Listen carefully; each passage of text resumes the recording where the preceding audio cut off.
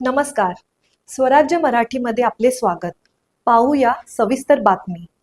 केंद्र आणि राज्याच्या शेतकरी विरोधी धोरणाच्या विरोधात आज गोंदिया काँग्रेस कमिटीच्या वतीनं एक मोठं आंदोलन गोंदियाच्या प्रशासकीय इमारतीच्या समोर घेण्यात आलेला होता. गेल्या 3 महिन्यापासून धान उत्पादकांचे धान खरेदी केलेत, पण त्यांना अजूनपर्यंत पैसे दिले गेलेले नव्हते. जवळपास गोंदिया भंडारा 2 जिल्हे घेतले तरी 20 लाख क्विंटल धान अजूनही केंद्रावर पडलेले आहेत. शेतकऱ्यांचे त्या ठिकाणी शेतकऱ्यांच्या धानाचं मोठ्या प्रमाणात नुकसान होत आहे आणि राज्य सरकार सांगतं की केंद्र सरकार आम्हाला अजूनपर्यंत लिमिट वाढवून देत नाही, त्यामुळे आम्ही देत नाही.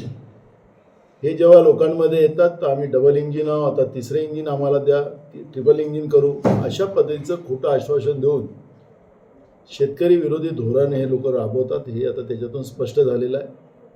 तातडीनं लिमिट वाढवून जे केंद्रावर धान पडलेलं आहे त्याची खरेदी केली गेली पाहिजे.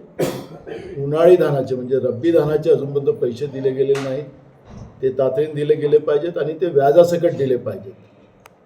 पावसाळी धानाचेही पैसे 3-3, 4-4 महिने या ठिकाणी शेतकऱ्यांना पैसे मिळाले नाहीत, ते 12% व्याजाने पैसे शेतकऱ्यांना मिळाले पाहिजेत. ही मागणी काँग्रेस पक्षाची आहे आणि ही जी सगळी खरेदी तातडीनं करून शेतकऱ्यांना तातडीनं पैसे दिले पाहिजेत. विद्युत जी आहे आता शेतकऱ्यांना मिनिमम 16 तास तरी शेतकऱ्यांना मिळाली पाहिजे, ही मागणी आमची आहे. सौर ऊर्जेच्या नावाने शेतकऱ्यांना फसवण्याचं काम राज्याच्या फडणवीस सरकारने सुरू केलेलं आहे. त्यांनी हे फसवण्याचं काम सोडावं आणि शेतकऱ्यांना सरळ विद्युत कनेक्शन त्यांच्या ॲग्रिकल्चर पंपाला द्यावे, ही मागणी आमची आहे.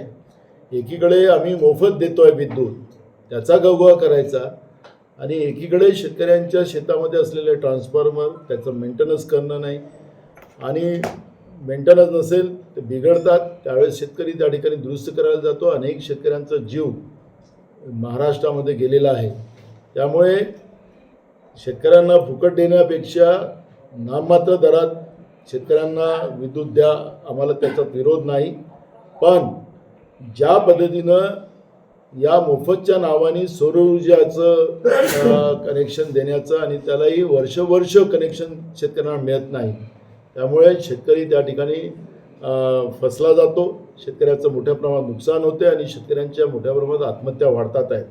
आणि म्हणून सरकारने तातडीनं शेतकऱ्यांच्या शेतामध्ये विद्युत पंपाचे कनेक्शन देऊन 16 तास त्यांना मिनिमम तरी विद्युत दिली पाहिजे, ही मागणी आमची आहे. त्याचप्रमाणे लाडक्या बहिणींना जे फसवलं सरकारने, मागेल त्याला आम्ही लाडक्या बहिणीला आम्ही 1500 रुपये देऊ, मग सरकार आलं तर 2100 रुपये देऊ. आता अनेक लाडक्या बहिणीची नावं कमी करण्याचं काम केलेलं आहे.